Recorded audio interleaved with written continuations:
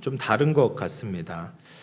연예인들도 보면 어렸을 때 빵 뜨는 이제 그 연예인들이 있잖아요. 어렸을 때 딱 떴는데 계속 잘 되면 좋은데 좀 나이가 들어서 그 어렸을 때 그 모습을 잃어버리고 사회에 적응하지 못하고 피폐해진 그런 연예인들을 보게 됩니다. 또 어떤 분들은 조금 더 늦게 꽃을 피우는 분들도 있죠. 어렸을 때는 관심을 받지 못하다가 느지막이 그 인생의 꽃 혹은 연기의 꽃을 피우는 그런 분들도 있습니다. 그래서 배우 윤여정 씨도 비슷한 경우라고 할 수 있을 것 같습니다. 물론 젊은 시절에도 인기가 많으셨다고 하지만 이혼 후에 경력 단절로 조연을 전전하곤 하셨습니다. 그런데 74세의 나이에 미나리라는 영화로 한국인 최초로 아카데미 여우조연상에 수상하게 되셨죠. 여러분, 나이는 숫자에 불과하죠. 금수저나 은수저나 흙수저나 경제적인 상황도 우리가 낙심할 필요가 없습니다. 우리는 각자의 삶에서 꽃을 피울 수 있고 소중한 열매를 맺을 수가 있습니다. 중요한 것은 우리가 예수님 안에 살아가느냐입니다.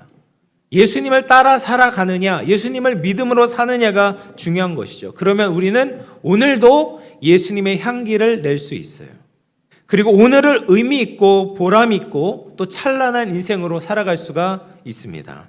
2026년 매일매일 우리의 삶이 아름답고 찬란한 인생을 살아갈 수 있는 우리 모든 영험의 가족들 다 되시기를 주님의 이름으로 축원합니다. 그러면 성경에서는 우리가 찬란한 인생, 찬란한 삶을 살기 위해서는 어떻게 해야 되는가, 뭐라고 말하고 있는가?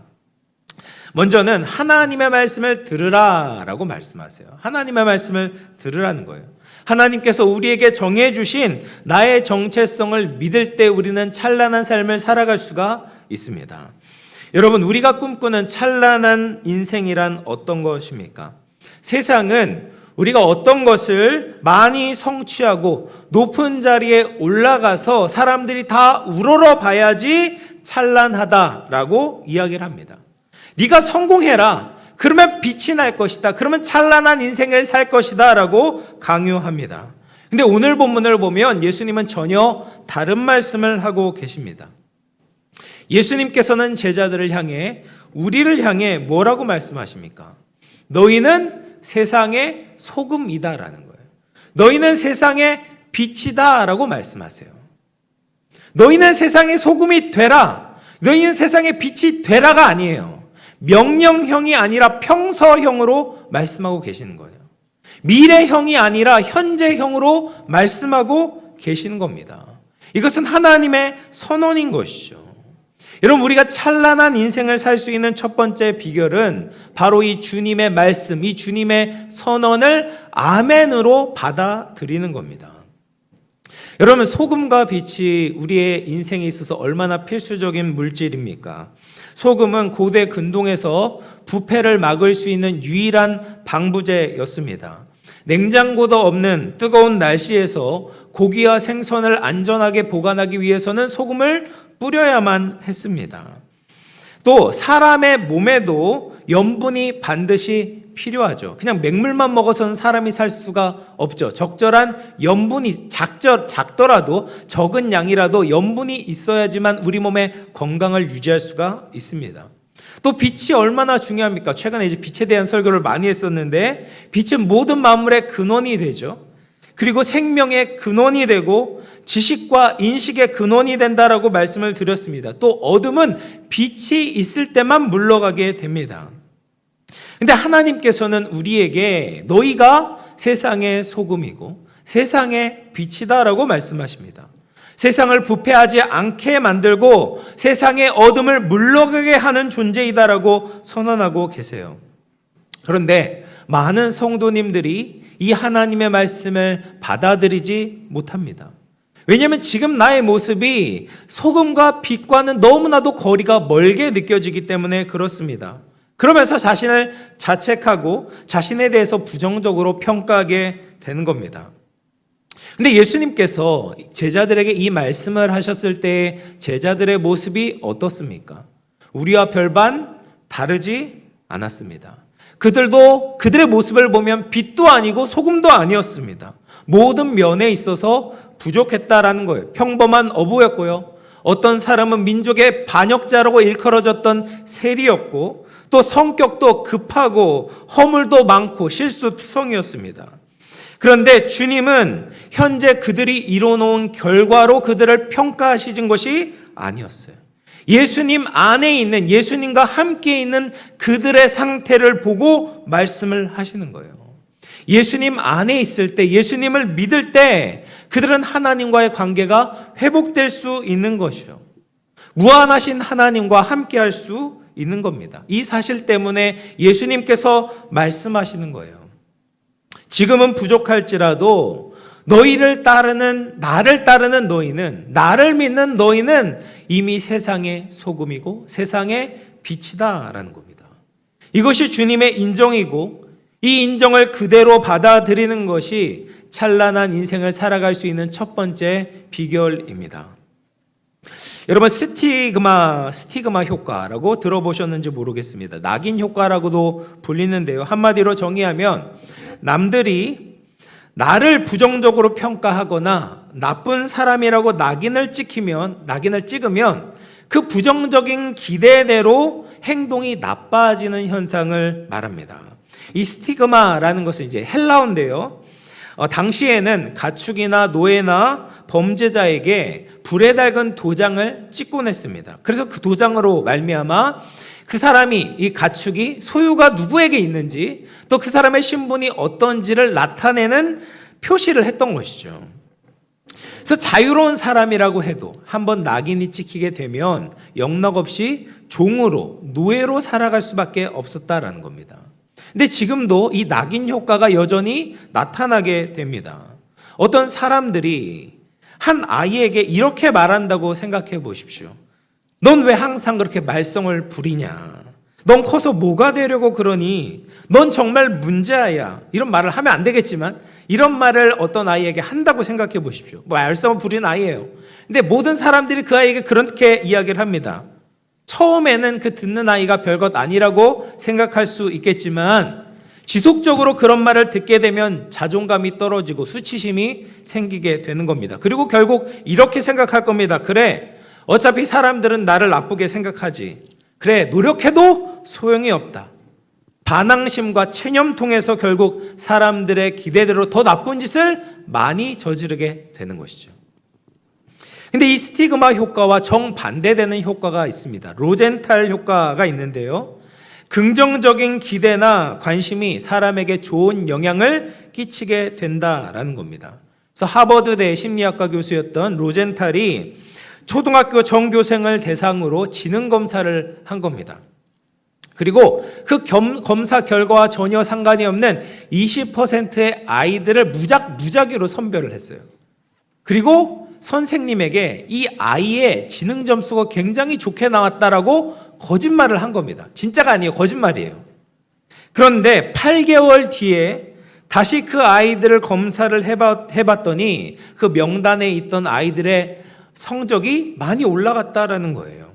어떻게 됐나 봤더니 선생님들이 그 아이들에게 계속 이야기를 해주는 겁니다. 야, 너 지능 점수가 정말 좋게 나왔다고 내가 들었다. 넌 가능성이 있는 아이야.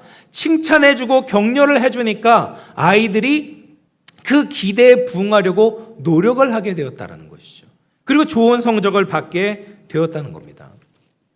여러분, 사람의 말에도 이런 놀라운 효과가 있는데 하나님의 말씀을 듣는 것은 우리 인생을 얼마나 찬란하게 만들겠습니까? 하나님은 우리에게 세상의 빛이다, 세상의 소금이다라고 말씀을 하십니다. 우리는 하나님의 말씀을 주의 깊게 집중해서 들어야 하는 것이죠. 하나님의 사랑에서 나온 그 계획과 하나님께서 우리를 그렇게 만드실 능력이 있다는 것을 믿고 받아들이는 것입니다. 그럴 때 우리의 인생이 찬란해지는 것이죠. 여러분, 세상은 이 순서를 자꾸 뒤집으려고 합니다. 네가 먼저 증명하면 내가 인정해 줄게 라고 이야기를 해요. 그러나 하나님은 우리에게 내가 말한 것을 네가 먼저 믿어라 라고 말합니다. 내가 너를 존귀한 자로 세상에 필요한 빛과 소금으로 불렀음을 믿으라는 거예요. 이 하나님의 선언과 인정을 믿는 것이 우리가 찬란한 인생을 살아갈 수 있는 출발점이 되는 것입니다.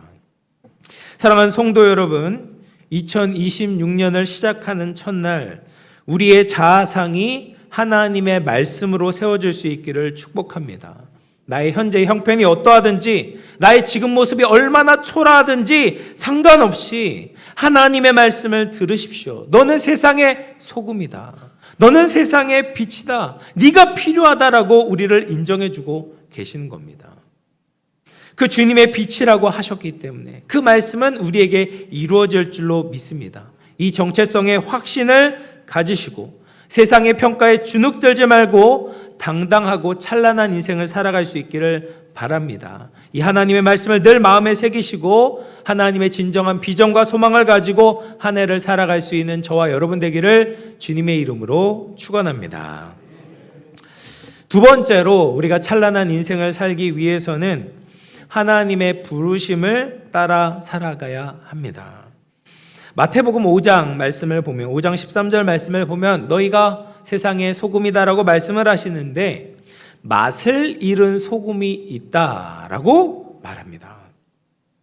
그 당시 소금은요, 우리처럼 아주 정제가 잘 된 순도가 높은 소금이 아니라 이제 바위에서 채취한 암염을 사용했습니다.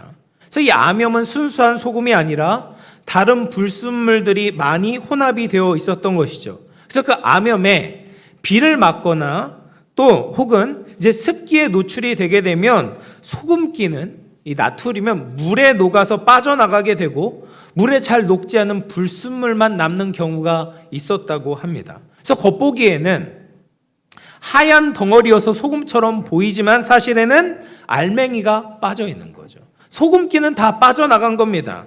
그러면 짠맛은 없고 쓴맛만 남게 되는 거죠.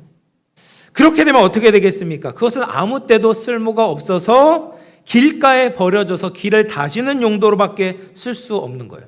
말 그대로 사람들의 발에 밟히는 신세가 된다라는 겁니다. 또 등불을 켜서는 어떻게 합니까? 말 아래, 다시 말해서 돛박 아래 두는 경우가 없다라는 것이죠. 이 말이라는 것은 잘 아시는 것처럼 곡식을 재는 도구를 의미하죠. 그래서 등불을 켜가지고 바구니 아래, 돛박 아래 두는 경우는 없다. 그렇게 되면 밤을 밝힐 수 없는 거죠. 그래서 불을 끄려고 하지 않는 이상 모든 등불은 다 등잔대 위에 두게 되어 있습니다.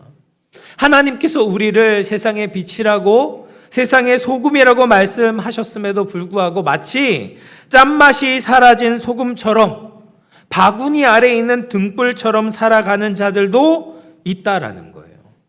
하나님이 우리에게 주신 정체성을 믿지 않고 하나님이 우리에게 주신 정체성을 따르지 않게 된다면 이런 안타까운 모습이 나타나게 된다라는 겁니다.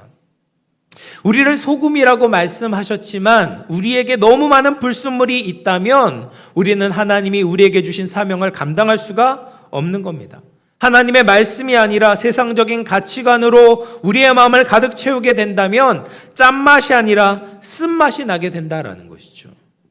또 빛이 있는데 세상의 시선이 두려워서 손해볼까 봐 감추는 자들이 있다라는 거예요. 마치 비밀 요원이 된 것처럼 자신의 신분을 철저하게 감추는 자들도 있다라는 겁니다. 내가 믿는 주님을, 내가 의지하며 살아가는 이 진리를 감추게 된다면 결국 그 빛이 없는 것처럼 살아가게 되는 거예요. 다른 이들에게 아무 영향력도 끼치지 못하고 내 안에 있는 빛도 희미해지게 되는 것입니다. 그러면 이 두렵고 험한 세상 속에서 우리가 하나님의 부르심을 따라가기 위해서는 어떻게 해야 하는가?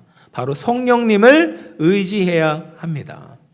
고린도후서 3장 3절 말씀을 같이 읽어보도록 하겠습니다. 시작. 너희는 우리로 말미암아 나타난 그리스도의 편지니 이는 먹으로 쓴 것이 아니요 오직 살아계신 하나님의 영으로 쓴 것이며 또 돌판에 쓴 것이 아니요 오직 육의 마음판에 쓴 것이라. 아멘. 성도를 가리켜서 지금 사도 바울은 그리스도의 편지다라고 말하죠. 세상 사람들이 우리를 보고 그리스도를 읽을 수 있는 편지다라는 겁니다. 이것은 세상의 빛이다, 소금이다, 똑같은 말이에요. 그리스도의 편지다. 근데 그 뒤에 굉장히 중요한 이야기를 하고 있습니다. 그 그리스도의 편지는 먹으로 쓴 것이 아니요, 오직 살아계신 하나님의 영으로 쓴 것이다라는 거예요. 우리가 그리스도의 편지가 되기 위해서는 세상의 빛과 세상의 소금이 되기 위해서는 어떻게 돼요? 그리스도의 영으로, 하나님의 영으로 쓰여질 때 우리가 그 역할들을 할 수 있다라는 겁니다. 여러분, 많은 성도들이 신앙생활을 힘들어하는 이유가 바로 여기에 있지 않습니까? 정체성은 하나님의 자녀인데 삶을 살아가는 방식은 세상의 방식으로 내 힘으로 살아가려고 하는 겁니다. 그럴 때 신앙생활이 무겁게 느껴지고 하나님의 말씀이 짐짝으로밖에 느껴지지 않게 되는 거예요. 우리는 성령으로 사는 겁니다. 매일매일 성령님이 우리를 다스려 주셔야 된다라는 거예요. 또 고린도서 3장 18절 말씀 우리 같이 한번 읽어보도록 하겠습니다. 시작. 우리가 다 수건을 벗은 얼굴로 거울을 보는 것 같이 주의 영광을 보매 그와 같은 형상으로 변화하여 영광에서 영광에 이르니 곧 주의 영으로 말미암음이니라. 아멘. 수건을 쓸 필요가 없는데 여전히 수건을 쓴 자들이 있다라는 거예요. 마음의 수건을 쓰면 빛을 받을 수가 없는 거예요. 이 수건을 벗어야 되는데 어떻게 벗습니까? 예수 그리스도께 가까이 가면 이 수건을 벗게 되는 겁니다. 성령의 음성을 듣고 나아가게 되면 수건을 벗을 수 있다라는 거예요. 그럴 때 비로소 영광에서 영광에 이르는 인생, 말 그대로 찬란한 삶을 살 수 있다라는 거예요. 여러분, 거울은 스스로 빛을 내지 못하잖아요. 어둠 가운데 거울이 있으면 아무 역할도 할 수 없습니다. 그런데 그 거울이 빛을 향하게 된다면 그 빛을 반사해서 다른 곳을 비출 수 있는 겁니다. 성도들도 마찬가지입니다. 우리가 하나님의 부르심대로 살기 위해서는 하나님께 가까이 가야 합니다. 하나님께 나아가지 못하게 만드는 수건을 성령으로 벗어버려야 합니다. 우리의 삶의 방향을 하나님께 맞추는 겁니다. 그렇게 우리의 삶이 성령님의 임재와 하나님의 말씀으로 비춰질 때 영광스러운 빛을 반영할 수 있는 것이죠. 다른 이들이 그 성도로 인해서 하나님의 영광을 보게 되고 하나님께 영광을 돌릴 수 있다라는 거예요. 사랑하는 성도 여러분, 하나님의 부르심을 따라 살아가기를 축복합니다. 그러기 위해서는 성령님의 인도를 구하십시오. 하나님께 우리를 인도하실 때 거부하지 말고 순종하기를 바랍니다. 하늘의 빛이 우리의 마음 가운데 충만하게 비추어질 때 성령의 말하게 하심을 따라 말할 수 있고 성령의 감동하심을 따라 행하게 될 것입니다. 이렇게 성령님께 우리의 인생의 운전대를 맡겨드릴 때 맛을 잃지 않고 빛을 가리지 않는 성도들이 될 줄로 믿습니다. 하나님의 영으로 쓰여진 인생, 세상이 감당할 수 없는 찬란한 삶을 살아갈 수 있는 저와 여러분 될 수 있기를 주의 이름으로 축원합니다. 마지막 이제 세 번째로 우리가 찬란한 삶을 살기 위해서는 어떻게 해야 되는가? 은혜에 감사하며 살아가야 된다라는 거예요. 여러분, 우리가 세상의 소금이다, 세상의 빛이다라는 정체성을 가지고 성령의 도우심을 구하며 살아갑니다. 그러면 이 찬란한 빛을 끝까지 잃지 않고 비추기 위해서 필요한 마음의 태도가 있습니다. 바로 감사입니다. 디모데전서 1장 말씀을 보면 사도 바울이 노년에 자신의 사랑하는 영적 아들인 디모데에게 편지를 쓰죠. 그러다가 갑자기 벅차오르는 감정을 주체하지 못하고 하나님께 감사를 올려드립니다. 디모데전서 1장 12절 말씀 같이 한번 읽어봅니다. 시작. 나를 능하게 하신 그리스도 예수 우리 주께 내가 감사함은 나를 충성되이 여겨 내게 직분을 맡기시니. 하나님께 감사한다는 거예요. 예수님께 감사한다는 겁니다. 나는 원래 능력이 없었어요. 하나님을 기쁘시게 할 수 없었습니다. 그런데 하나님께서 하나님의 자녀로 바울을 삼아주셨고 능력을 주신 거예요. 그 예수님께 감사를 드립니다. 특별히 나를 충성되이 여겨라고 이야기를 합니다. 사도 바울은 원래 충성스러운 사람이 아니었다라는 거예요. 충성스러워서 그 직분을 주신 것이 아니라 충성스럽지 않은 자를 하나님의 긍휼로 이끌어 주셔서 그 직분을 맡겨 주셨다라는 겁니다.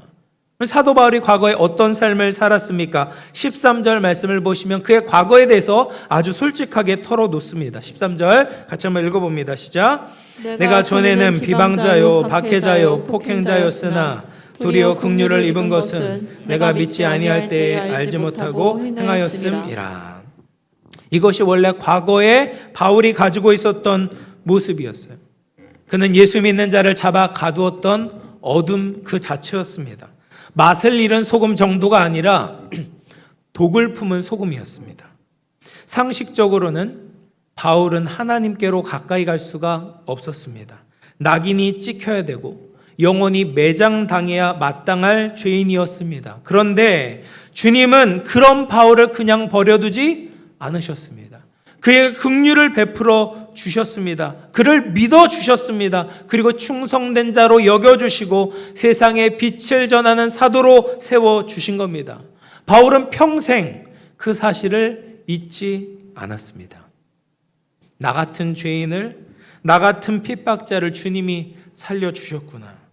그냥 살려주신 것뿐만 아니라 나를 믿고 이 귀한 사명을 맡겨주셨구나. 이 구원의 은혜, 이 부르심의 은혜가 사도 바울은 너무나도 크고 감사했기 때문에 매를 맞아도 굶어도 감옥에 갇혀도 사도 바울은 늘 감사하며 찬란한 빛을 잃지 않을 수 있었다라는 거예요.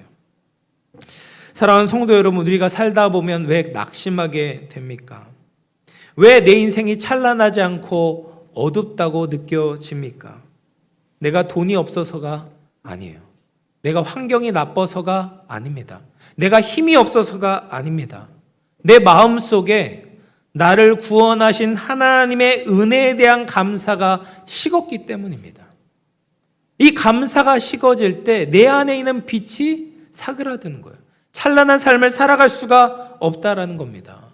우리가 받은 구원을 당연하게 여기는 순간 우리의 빛이 꺼지기 시작하는 것이죠.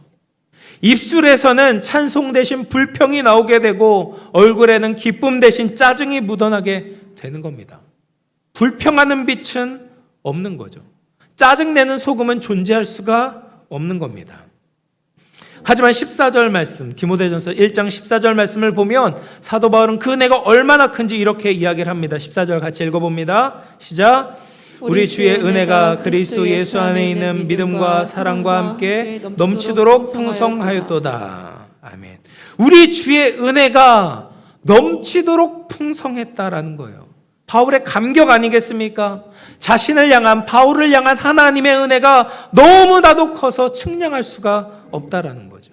내 자격보다, 내 노력보다, 내 기대보다 하나님께서 나에게 주신 은혜가 너무나도 컸다라고 고백하고 있습니다. 그 은혜를 감사할 때 바울이 가지고 있던 하나님에 대한 믿음과 이웃에 대한 사랑도 함께 넘치게 되었다라는 거죠. 은혜를 은혜인 줄 알고 감사하게 될 때 우리의 삶을 통해서 찬란한 빛이, 선한 행실이라는 열매가 계속해서 나올 수 있는 것입니다. 여러분, 찬란한 삶을 살고 싶으십니까? 그렇다면 하나님께 받은 은혜를 세워 보십시오.